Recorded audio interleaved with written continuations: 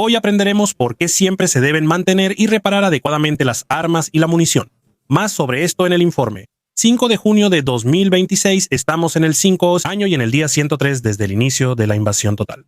Bienvenidos, les doy la bienvenida al informe de situación. En el informe de hoy veremos una grabación muy interesante de la flotilla de submarinos que también vamos a revisar. Es una carta abierta de Zelensky a Putin y la respuesta de este. Y por supuesto también vamos a revisar lo que sucede a lo largo del frente. Antes que nada, no hubo desplazamientos ni ganancias de terreno en ninguno de los dos lados. Y probablemente tampoco veremos eso en el futuro cercano, porque no está pasando mucho. Lo que sí estamos viendo, por ejemplo, son imágenes como esta. Murmansk en el mar de Barents. Mírenla. Valientes hombres están de pie frente a los enormes submarinos que deben llevar el prestigio de la Marina rusa al mundo. Por supuesto, todos son solo niños y uniformes, como ya es normal en Rusia hoy en día. Al fin y al cabo, hay que preparar con entusiasmo a la próxima generación para la guerra, que ya lleva 1562 días, pero ignoremos a los niños y concentrémonos en lo que realmente es más interesante en esta imagen. Ambos submarinos tienen redes antidrones. Google Maps me reveló de inmediato dónde se encuentra la base naval. Y ahí pude localizar de inmediato los dos submarinos del cuadro en el muelle. Desde aquí hasta la frontera ucraniana hay unos 2000 kilómetros y los rusos ya están colocando redes antidrones sobre los submarinos aquí, entonces pueden imaginarse lo que los rusos esperan ahora de los ucranianos, ¿eh? Desde derrocamos el régimen en 3 días hasta intentamos proteger submarinos de drones que están a 2000 kilómetros de la frontera, y para los que el dron también tiene que volar 2000 kilómetros a través de su propio espacio aéreo. El corredor de protección antiaérea ya es un desarrollo muy importante. Por un lado, muestra que ellos suponen que los ucranianos pueden alcanzar y golpear ese objetivo, y por eso también están preparando medidas preventivas. Y por otro lado, también muestra que ni siquiera confían en su propia defensa antiaérea, que no puede derribar un dron a más de 2000 kilómetros de distancia si asumimos que los drones también despegan en Ucrania, lo cual normalmente debería ser así. Por otro lado, también vimos hace poco que los ucranianos pudieron lanzar el dron FP-1 o FP-2 desde un contenedor de camión. Así que si logran introducir uno de esos de nuevo en Rusia, entonces el alcance sería casi trivial y cualquier cosa podría convertirse en un objetivo potencial. Las grabaciones muestran un ataque con el sistema lanzallamas pesado TOS-1A, que por cierto hace mucho que no veíamos, en el que uno de los cohetes pierde su propulsión justo después del lanzamiento y prácticamente vuela sin control por la zona. ¿Por qué hace mucho que no veíamos este sistema? Bueno, tiene un alcance muy limitado, un alcance de 10 a 15 kilómetros dependiendo del proyectil. Y sucede que eso actualmente suele estar dentro de las zonas de muerte de los frentes. Eso significa que cualquier dron podría detectarlo rápidamente y atacarlo. Y esos sistemas suelen quedar destruidos después de un impacto en el depósito de municiones que está colocado abiertamente en el vehículo. Supongo que la grabación también se hizo en un sector del frente que no está tan controlado por drones, o sea, no en los principales puntos de combate. Poco después del incidente, el vehículo lanzador parece tener problemas temporales. Por momentos, incluso parece que el sistema corre el riesgo de incendiarse. Especialmente con el TOS-1A, eso no es un problema menor. Estos vehículos transportan docenas de cohetes termobáricos. Si ocurre una falla mayor o una reacción en cadena, el lanzador se destruye a sí mismo, como sucede después de un impacto de dron. Pero esas cosas pueden pasar. Eso le pasa a ambos bandos. La munición, los lanzadores u otros sistemas no siempre son 100% confiables, pero pueden ser suficientes. El mantenimiento y el cuidado minimizan la probabilidad de errores. Pero ambos países, y eso se puede decir así, a menudo no le dan mucha importancia a las inspecciones y al mantenimiento. La verdad, no me gusta mucho informar sobre Jersón. Especialmente ahí, desde hace años se han acumulado incidentes que una y otra vez se discuten como crímenes de guerra. Los llamados ataques de doble impacto, donde se ataca un objetivo y al llegar los equipos de rescate, ocurre otro ataque aéreo. El ataque a los equipos de rescate, ataques a instalaciones de la ONU o incluso recientemente al convoy de la ONU en la región. A esto se suman también los ataques regulares con drones contra civiles e infraestructura civil a lo largo del Dnieper.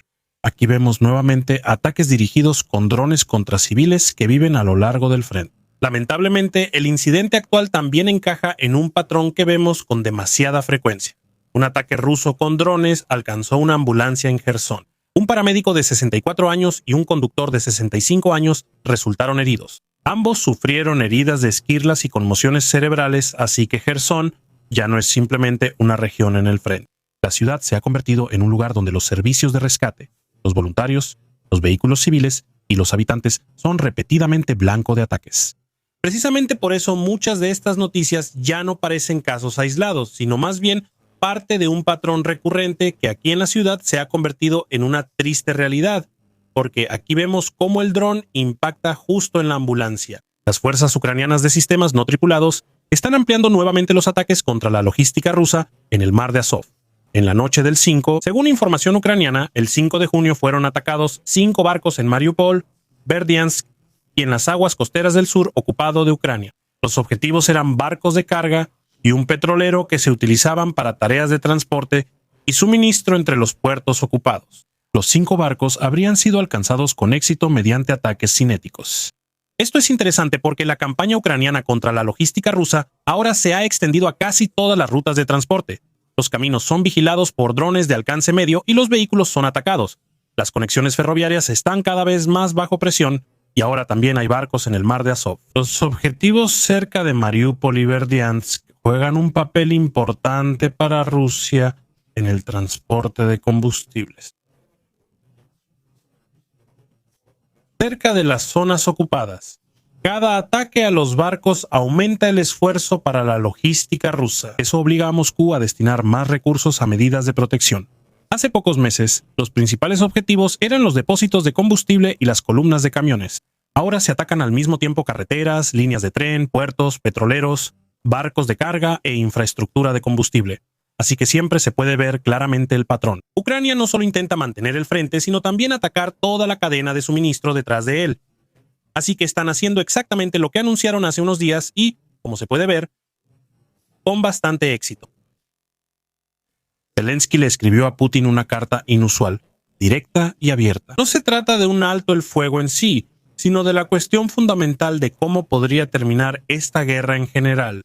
Primero, recuerda que Putin lleva ya 26 años en el poder y que ha pasado una parte considerable de ese tiempo en guerra contra Ucrania. El presidente ucraniano argumenta que las relaciones entre ambos países han cambiado completamente bajo Putin. Donde antes se hablaba de comercio y cooperación económica, hoy casi solo se habla de ataques, pérdidas y destrucción. Otro enfoque principal de la carta son las consecuencias de la guerra para la propia Rusia. Zelensky hace referencia a los ataques ucranianos de largo alcance, los problemas de combustible, las sanciones, las dificultades económicas y las grandes pérdidas rusas en el frente. Al mismo tiempo, acusa a Putin de tener que posponer constantemente sus propios objetivos de guerra, mientras que Ucrania sigue resistiendo a pesar de todas las previsiones. Resulta especialmente interesante que la carta no solo reciba críticas, sino que también incluya una oferta concreta. Zelensky propone conversaciones directas entre él y Putin, acompañadas de un alto el fuego total durante las negociaciones. Además, también menciona un intercambio, es decir, de todos los prisioneros, así como garantías internacionales de seguridad con la participación de Europa y Estados Unidos como posible base para un proceso de paz.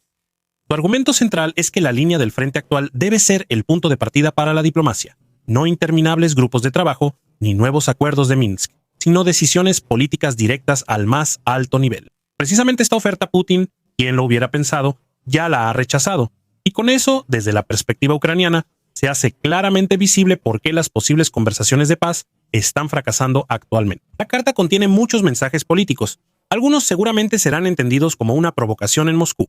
Al mismo tiempo, ahí hay una propuesta concreta para conversaciones, un alto al fuego y un intercambio de prisioneros sobre la mesa, y las conversaciones serían directas y no a través de representantes. Pero la respuesta rusa no fue una contrapropuesta, sino un rechazo. Esto deja la impresión de que el Kremlin sigue apostando por alcanzar sus objetivos por la vía militar, en lugar de optar por negociaciones directas. Para Kiev mismo, esto es otro argumento a favor de la tesis de que esta guerra no continúa porque nadie quiera dialogar, sino porque Moscú quiere seguirla. El momento, sí, ¿cómo decirlo?, no fue elegido por casualidad, en mi opinión, porque los ucranianos llevan días ejerciendo una presión extrema a lo largo de las líneas de suministro rusas y demuestran de lo que son capaces. Entonces, se intenta mostrar con una carta pública que se está dispuesto a dialogar y que todo esto podría terminar ahora, y eso es rechazado. Es posible que los ucranianos ahora escalen aún más y apunten a otros objetivos de prestigio, como el puente de Kerch, por ejemplo, ya que el puente de Kerch se vuelve cada vez más interesante porque el suministro en Crimea está muy amenazado en este momento. Sigamos con la ruta de suministro del sur. Las pérdidas ya son tan altas como en los últimos días. Aquí tenemos más de 300 vehículos en total que han sido destruidos. La mayoría de ellos a lo largo de la ruta de suministro.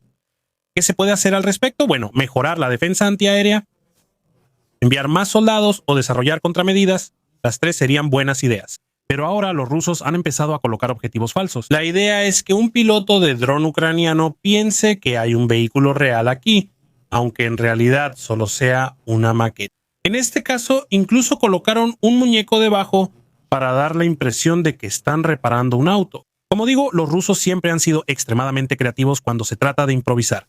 Y con eso quiero agradecer a todos los suscriptores, miembros del canal y a la vieja Algen Crew. Un agradecimiento especial para el teniente coronel Reneke, Stiller, Dietrich, Freddy y Meyerhofer. No olviden suscribirse, dar like y dejar sus comentarios hasta el próximo informe de situación.